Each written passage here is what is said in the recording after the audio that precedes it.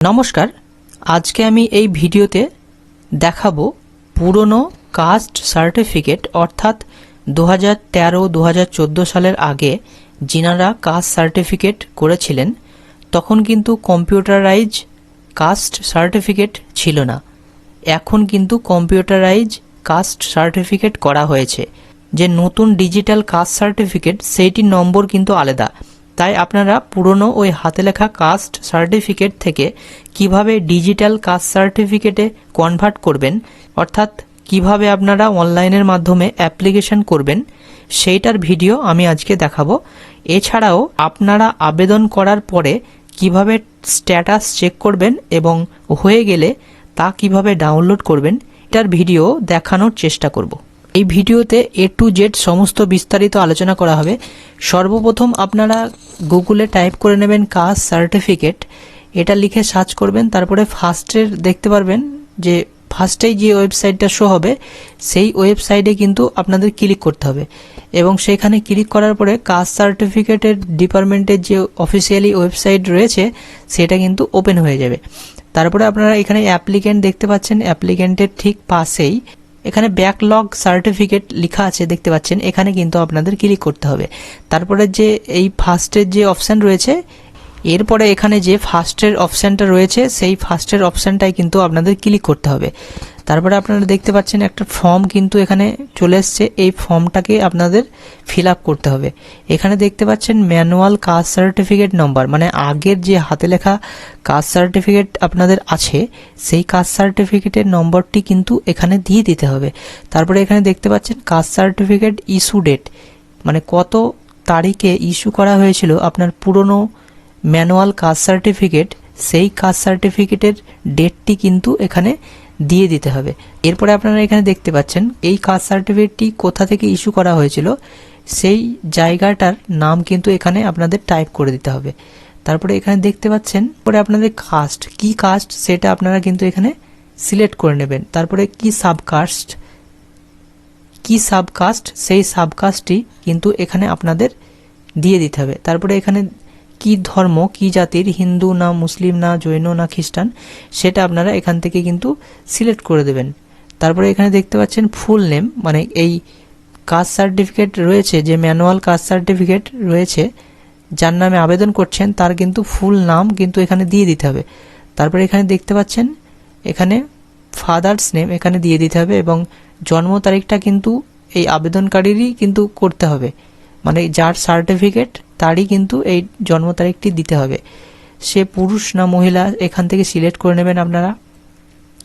আধার নম্বরটি এখানে দিয়ে দেবেন এবং রেশন কার্ডের নম্বরটি এখানে দেওয়ার দরকার নেই, চাইলে আপনারা দিতে পারেন।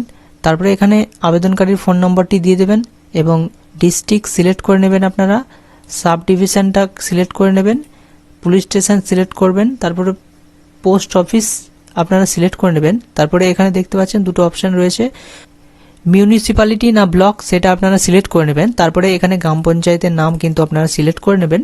তারপরে ভিলেজ মানে কোন গ্রাম সেই গ্রামের নামটা লিখে দেবেন, অথবা রোড হাউস নম্বর যেটা হবে সেটা আপনারা করে দেবেন। তারপরে এখানে যেটা হবে আপনাদের সেটা পিনকোডটা করে দেবেন। তারপরে এখানে দেখতে পাচ্ছেন upload old caste certificate photo, মানে আপনার ওই ম্যানুয়াল কাস্ট সার্টিফিকেট যে ছবিটা রয়েছে আপনাদের ম্যানুয়াল মানে হাতে লেখা যে কাস্ট সার্টিফিকেটটি রয়েছে সেই কাস্ট সার্টিফিকেটে যে ছবিটি রয়েছে সেই ছবিটি জেপিইজি ফরম্যাটে কিন্তু 100 কেবির মধ্যে কিন্তু এখানে আপলোড করতে হবে। তারপরে এখানে দেখতে পাচ্ছেন অ্যাপ্লিকেন্টের ফটোগ্রাফ, মানে রিসেন্ট ফটোগ্রাফ, মানে আবেদনকারীর এখনকার একটা রিসেন্ট ফটোগ্রাফ কিন্তু 50 কেবির মধ্যে জেপিইজি ফরম্যাটে কিন্তু এখানে আপলোড করতে হবে। তারপরে এখানে দেখতে পাচ্ছেন এখানে ক্যাপচারটা সঠিকভাবে ফিল আপ করে সাবমিট বাটনে কিন্তু ক্লিক করতে হবে। সাবমিট বাটনে ক্লিক করার পরে এরপরে আপনাদের সাবমিট বাটনে ক্লিক করবেন, তারপরে কিন্তু এরকম একটা অ্যাপ্লিকেশন নম্বর কিন্তু আপনাদের সামনে শো হবে। এই অ্যাপ্লিকেশন নম্বরটি আপনারা কপি করে নেবেন এবং এখানে দেখতে পাচ্ছেন ক্লিক হেয়ার, এখানে ক্লিক করে কিন্তু একটা অ্যাকনোলেজমেন্ট স্লিপ কিন্তু ডাউনলোড করে নেবেন আপনারা। এটা অবশ্যই কিন্তু এই স্লিপটা আপনারা ডাউনলোড করে নেবেন। এরকম কিন্তু একটা স্লিপ জেনারেট করে দেওয়া হবে, এই স্লিপটা কিন্তু আপনারা অবশ্যই ডাউনলোড করে নেবেন এবং আপনারা এই অ্যাকনোলেজমেন্ট নম্বর দিয়ে কিভাবে আপনারা স্ট্যাটাসটি চেক করবেন, তা এর জন্য আপনারা আবার কাস্ট সার্টিফিকেটের যে অফিসিয়ালি ওয়েবসাইট রয়েছে সেখানে কিন্তু আপনারা চলে আসবেন এবং এখানে দেখতে পাচ্ছেন চেক অ্যাপ্লিকেশন স্ট্যাটাস। এখানে কিন্তু আপনাদের ক্লিক করতে হবে।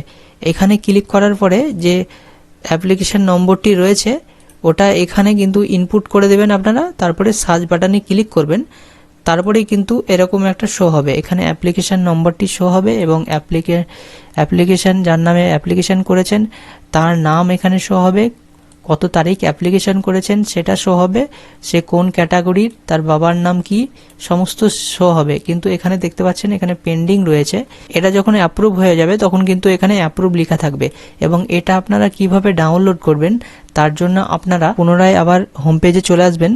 তারপরে এখানে দেখতে পাচ্ছেন অ্যাপ্লিকেন্ট, এই অ্যাপ্লিকেন্টে আসার পরে এখানে ডাউনলোড সার্টিফিকেট লেখা আছে, এখানে কিন্তু আপনাদের ক্লিক করতে হবে। অ্যাপ্লিকেশন নম্বর, এখানে অ্যাপ্লিকেশন নম্বর অথবা সার্টিফিকেটের নম্বর এখানে দিয়ে অ্যাপ্লিকেন্টের নেম এখানে দিয়ে তো ডাউনলোড সার্টিফিকেটটি কিন্তু ডাউনলোড করা যাবে।